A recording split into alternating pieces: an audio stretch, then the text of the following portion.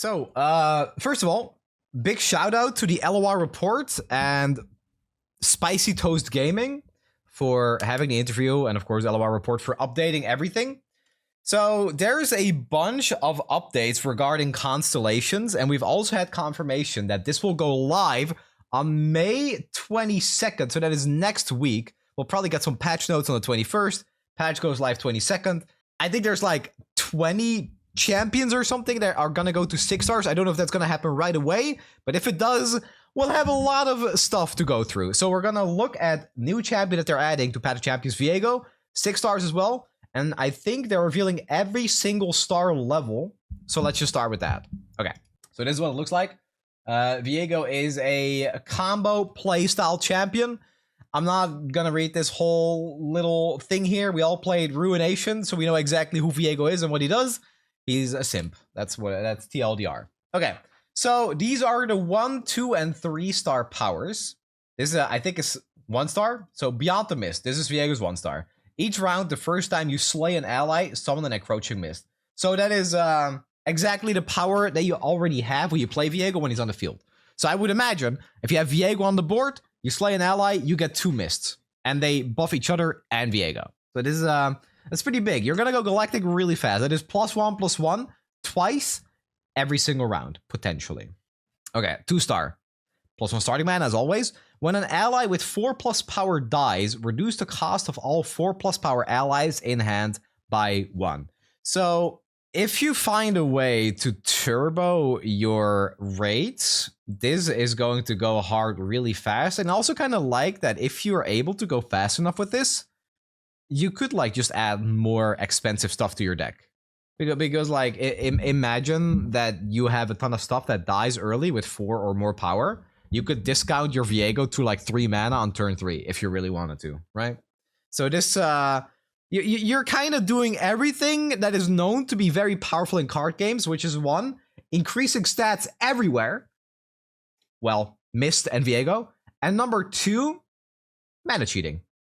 You can't go wrong with those two. Yeah, one of the two is always broken, so putting them together, it's probably going to be pretty good. And then 3 stars. Each round, the first time you slay an ally and the first time you slay an enemy, summon an encroaching mist. So for 3 star, you get it for slaying something on your board and slaying something on the enemy board. So if you have a hate spike or a death's grasp, you could do 2 at the same time. And then with a Viego on board, you instantly get 3 encroaching mist. So it truly is summoning that mist army that Viego is so well known for, and we can finally actually live that fantasy. It's pretty cool. I think this will be fun. I can definitely see why it's a combo playstyle, but stats are just really important. I feel like this is exactly what you'd need to beat Lissandra. Okay, so let's read this. First branch of the Viego Constellation. Regen is a new adventure stat. When you win an adventure combat, heal your Nexus X regen. So +A regen means when you beat an encounter, you heal for 8. And I want to say that I really love that they're adding this as an extra stat. This is like you have gold, you have items, you have rerolls, you have revives, and now you also have regen. So this is like another kind of thing to manage. What I personally love and hopeful about is that they kind of like change how much Nexus health every champion has. Because during the interview, I believe Brian was talking about somebody like Lee Sin potentially taking like a lot of hits during the adventure. So his regen would have to be higher. But what I think would really be really cool is, let's say you have a champion like Lee Sin that starts with 25 health at like max level, but he also heals like, I don't know, like 20 after every fight, right? So you can literally like go down to almost 1 HP. Really like min-max that super risky playstyle that Lee Sin is also known to have in League. Kind of like, you know, always on like that fine line of, can I jump in when I connect this Q? And if I do, can I also get out? Most of the time, you know, your mind's telling you no, but your body's telling you yes. That kind of playstyle, I think would be very cool. And regen kind of plays into that. So this would be a very, very, very interesting thing to make fights more dynamic. And again, I don't know if they're actually going to do this with Nexus health, but if they do, yeah, I hope they find like a good angle for those slippery champions and having a lot of regen. I think it's I think that could potentially be really cool. Like for example, if you're playing, let's say you're playing Gwen, right? Gwen has in a lifesteal. It's not really lifesteal, but like her ability when you attack with Gwen heals her for 2 or more if she's leveled. She also gets free blockers every single turn. So with Gwen, you actually most of the time don't really lose that much health. It's not really a combo champion. It's just like very aggressive. But with Lee Sin, you're like setting up a combo. So very often you're like just taking hits to your nexus so that you can save your units and give them like big stats by playing multiple spells. There are other combo champions that I can't really think of right now. Maybe even stuff like Jinx. Probably a bad example, but like with Jinx you don't really care about anything. But you definitely like you don't want your Jinx to die. Usually you don't even play anything, so you have like a big hand before you play that Jinx, and you take a bit of damage. I don't think Jinx needs high regen, but I just think it's cool that combo champions would get this so they can kind of enable their more risky playstyle potentially. What if some champs get regen, but other champs get other stats, like having a tough nexus instead? I feel like that's very hard to balance and very hard to pull levers on, because this is just a number, right? This is 8 regen, whereas with like tough, it's like, yeah, you always have a tough nexus. I think it'd be cool. I think it would be thematic for something like Lissandra, but it's also already an item, right? So I don't know. I think it's cool, but this seems much more like easy to balance. Okay, so this is the first branch of the Viego Constellation. Then we have the second branch. I hope we have like a full image of where all the stars are. I'll see if I can find that. But for now, let's just go through all the powers. So Star of Legends, support champions have Studded Leather, Phage, or Titan's Axe based on their cost. So I would imagine this is +1/+1, this is +2/+2, this is +3/+3. So lower cost will probably get the +1/+1, 3 mana and higher +2/+2, and then like 6 mana and higher Titan's Axe. Probably something like that. Very cool. I like this a lot. I really, really enjoy trying to make support champions better, because very often they are just a nuisance. You really don't want supporting champions in your deck because you only care about the playstyle of your main champion. So let's hope that this makes them a little bit more playable. Like, there's more to say about that, right? Because the main champion you're playing is already powerful, because like all the star powers, all the relics you're equipping, all the items you're taking kind of play into that playstyle that you're already trying to have because you're playing that champion. So support champions don't really do anything, and maybe now they're a little bit more playable.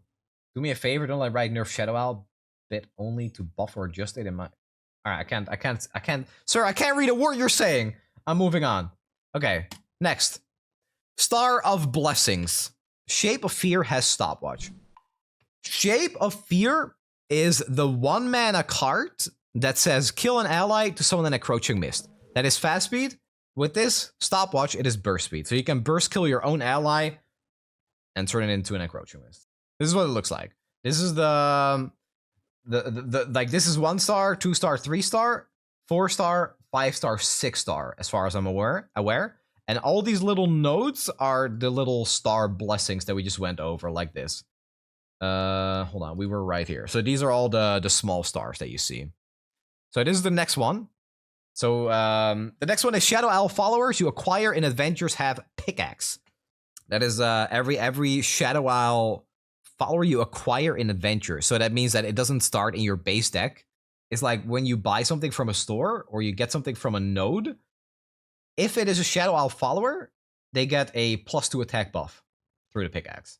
And I love this because I was talking about this on stream the other day, that one of my favorite champions is Volibear. Simply because Volibear lets you do very, like, kind of narrowed searches in stores, in rewards, because you always want Titanic followers. It's the same with Elder Dragon. You always want followers that are 6 or more mana. Probably with Lux and Jace. Jace isn't in, but with Lux, you want spells that are 6 or more mana. With this, you want to find Shadow Owl followers. Simple as that. You're actually, like, more inclined to go to the store instead of just skipping it, which is something you would normally do. I almost always skip the stores because nothing's gonna make like the base thing I'm already doing with my deck better than it already is at that point. And you're just like making your deck bigger, making it less likely to draw your good cards. So this is great. This might actually stop trivializing stores, which is pretty awesome. It's something we desperately need. Okay, mana flow, game start, get a mana gem. So this is mana gem number 4. So you're starting with 3 mana instead of 2, right? This is extremely powerful. This is kind of ridiculous, in fact.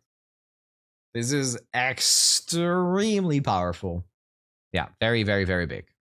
Okay, so that was the third Viego branch, right? No, wait, that's wrong. This is the third Viego branch.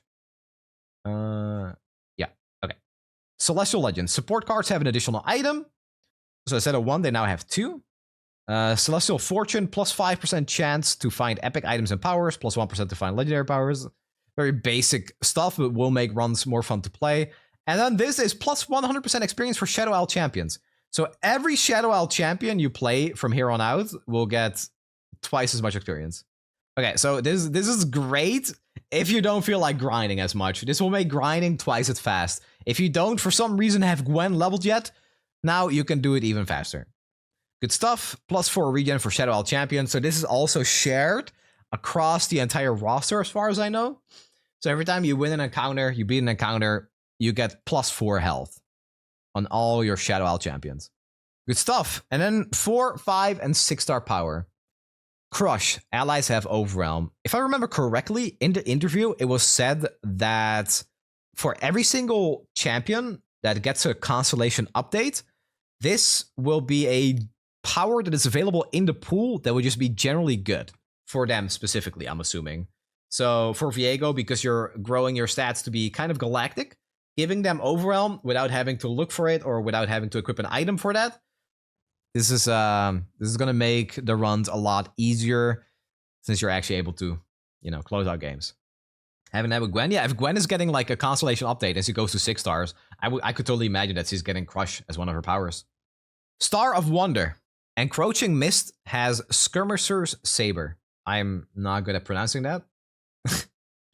But this is kind of broken because you're summoning like 3 mists per turn if you have Viego on board. Like, you're summoning at least 2 most of the time because you get 1 from killing an ally, you get another 1 from killing an enemy, and then you can get 1 more from killing something with Viego on the board. So having 3 things with the Saber just gives you complete board control. You need like 2 or 3 turns to grow your mist big enough, and then we'll just literally kill everything. Yeah, like, it's going to be hard for your opponent to even attack. Especially with like Shape of Fear having burst speed. Shape of Fear getting burst speed means that if your opponent is trying to attack, you just burst speed kill one of your allies and you instantly get 2 mists because you're killing your own thing. Yeah, this is Challenger. Yeah, my bad. This is give them Challenger. I should have said that. Yes. That is what that is. And then the 6-star power, which is supposed to be very broken. All will serve. When you summon an encroaching mist, grant allies everywhere +1, +0. Yeah. The Bomba power. Yeah, I feel like, especially against Lysandra, you get stat checked a lot, and this will just kind of help you, stat check her, so to say. This is everywhere. So by summoning mists, you're already buffing your Viego and all your mists that you're constantly summoning by +1, +1. You're now also giving your allies everywhere +1, +0 every time you summon one. So this could be up to +3, +0 per turn. On top of giving everything Overwhelm baseline, this is going to make ending games really, really easy. Does a stolen unit also get that buff? I think so. I think temporarily when you steal it, you get that buff, and then if you were to give it back, it loses the buff. I think that's how it works. So that is Viego in Path of Champions, but there is more. There are more updates. Misfortune's 1 and 3-star power has been slightly adjusted to better match up with her 6-star constellation.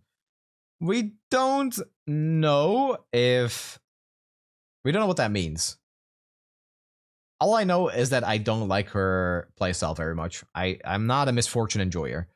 So we'll see what that means when it's actually released, I guess. And I'm pretty sure Misfortune was announced, by the way. So Brian didn't leak anything. At least 1 new champion will be released to LOR this year, as Viego PoC has confirmed that the team has commissioned multiple new art for new champs. They have been pretty heads down on Constellations and haven't been focusing on new champs since the news at the start of the year. Makes sense, yeah. We all kind of know that this year is going to be a struggle, more or less, for the team as they try to get their priorities straight once again with the shift to PvE. I'm kind of here for it. Runeterra is a fantastic game, and they're doing everything they can to keep the game fantastic, but more importantly, keep it around for us to play it. So yeah, we'll just we'll weather the storm together. It'll be a bit shaky for at least a couple of months, but once that's over, you know, I fully believe in the power of Path of Champions to you know, hopefully make the game more profitable, because ultimately that's all that matters, right? Okay, and then we have new rewards for the LOR monthly challenges. We can go over this really fast. 5 wins, 10 wild fragments, 10 oh, it's every 5 wins now instead of every 10. That's already really good.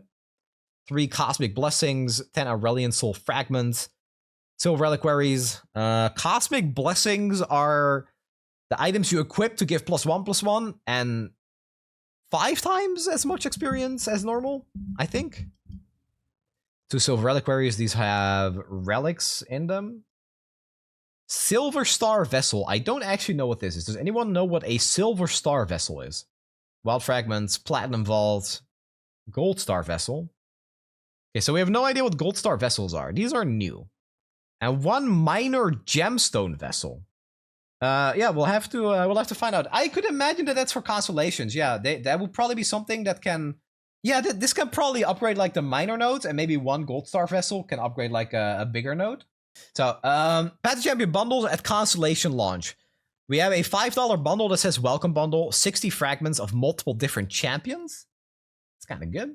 $20 bundle, launch bundle, will include loads of different in-game currencies. Yeah, I think that Brian Kopelek basically said that they have been trying to find different ways to monetize the game, and this is the start of that, right? I think it makes sense that they're doing this because, okay, so Brian was saying on stream, you know, Dev remains on the team, saying that, yeah, he has a lot of thoughts about monetization, but as a dev, I can imagine that it's kind of hard to say something about that live on stream, right? If you're a developer. You can't just like say that out loud if you're working on the game. But I'm a streamer, so I can say it. I can say that I think the monetization for Runeterra has been dog shit. It's been really, really bad for the past 3-4 years. I find it hard to imagine that they made like any money at all from anything. Here's the thing, right? This is something that came to be in a dream a couple of streams ago. We are playing against Elder Dragon. 50% of the games we're playing in PvP, at least 50% of the game. You know what also happened? Like a couple of like what, 3 months ago or something, 4 months? Elder Dragon got a new skin.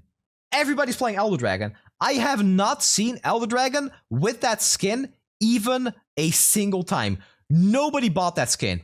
And I kind of think that makes sense. But then you think back and it's like, when have they actually ever done that? When have you ever seen a Pyke skin? When have you seen a Lurk player play with an actual Pyke skin? I've almost never seen it. There was like this whole meme. I don't know who it was. Like, I think it was Aikado or something, talking about a Rek'Sai skin. What difference does it make? Do you think people are going to buy a Rek'Sai skin over a Pyke skin? Guess what? We have like 3 or 4 Pyke skins and nobody was buying them.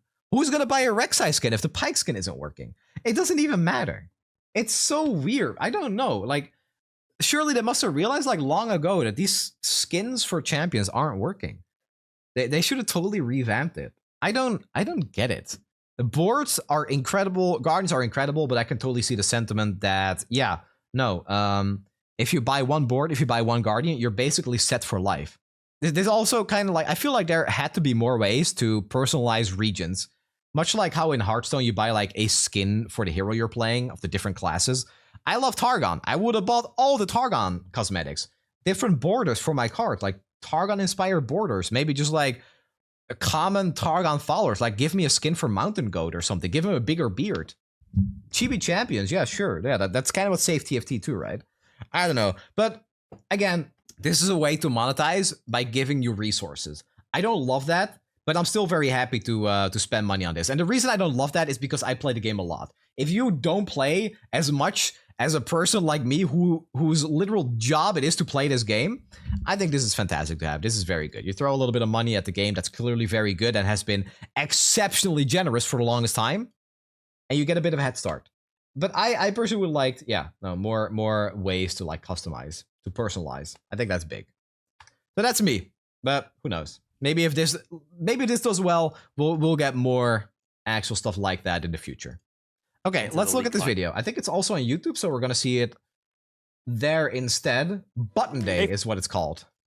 let's look at what Folks, Eric has to say. I'm Eric Shen, executive producer for Legends of Runeterra. Today, we're going to put the lore button into the League client. What does that mean exactly? It means players navigating through the League of Legends client can now access a button that redirects them to play or install Legends of Runeterra. There it is. This is a great day for lore, Riot, and our players. But first, I'm going to have to find Andre to commence the button pushing ceremony. Follow me! No.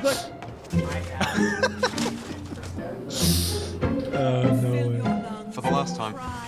Yo, cornflower, think of 10 months. We load that and Oh, mention. for the love of... Look, No bridge. There's traffic. There's turtle. okay, look. Just stop trying to make KDA Gragas happen. What? It's not going to happen. Okay, yeah, I love you, Mom. Gotta go. Bye. I love you, Mom. What's up? Andre, the button. Why are you so out of breath? The Legends of Runeterra button that we're putting into the League client, it's coming. The button? It's time? It's time.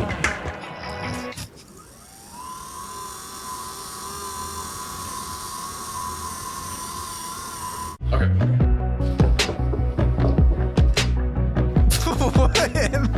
Why is this so goofy, man? Oh, hell yeah. When you're just behind me. Yeah, so we're getting ready for Path of Champions. There's another release. So I was doing some forecast analyst stuff. And then I actually had to go over and put on my design hat to work with my design guys, actually design out the bundles that we're going to put on it. And then I had to break out Photoshop and put on my art direct. So yeah, anyway, the button. Yeah, okay, cool. Cool, yeah. This is one of the best buttons of all time. Oh, okay. Let's push the button. Let's Hell definitely do yeah. that. Okay, I'll go for it. But why do you get to push the button? Tell you what, let's flip for it. Okay, that's fair. That's fair. Oh, Chip. Chip. I mean heads. Here comes the chip. Yes. All right, why don't we both press the button together?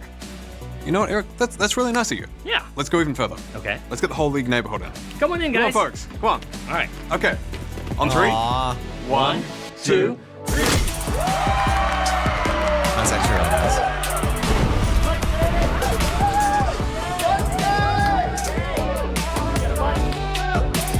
That was actually that was surprisingly wholesome after kind of the whole goofy atmosphere there. I love it. Yeah, I met most of these people and they were incredible. Okay, let me let's check together really fast as well. Let's log into League. Let's see it.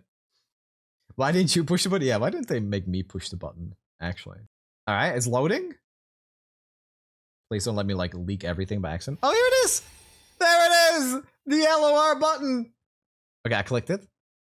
I'm clicking it. Guys, the button is broke. Oh, wait. Oh, there it is. Yo, let's go. It worked.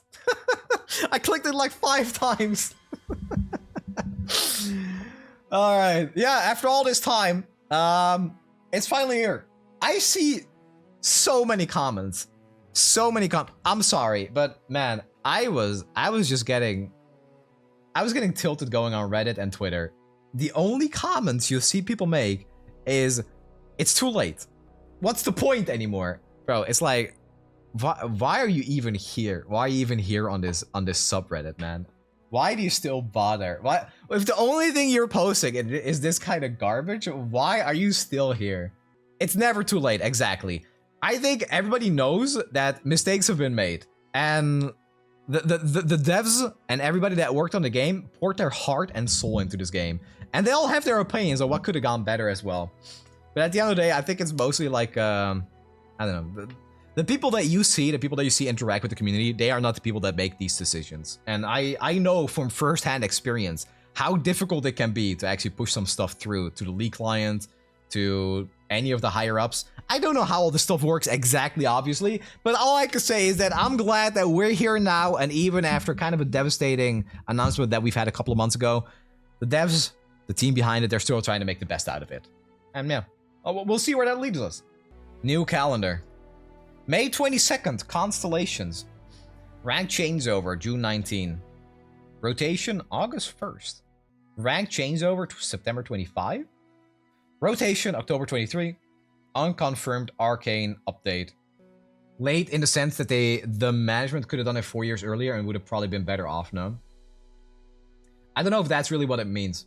Yeah, so one thing I think that we should talk about before we move on and play some actual Runeterra is the fact that some people are saying that the timing doesn't make any sense. It's like, why didn't we do this when an expansion comes out? Why didn't we do this when Constellations comes out? And I don't think you really understand the way this worked, the timing of everything, if those are comments you make. Because you have to realize that this button isn't for Runeterra players. This is not for us. We play Runeterra. We already have the client installed. This button right here is for people that don't already play. Do you think that people that don't already play have any idea what an expansion even does?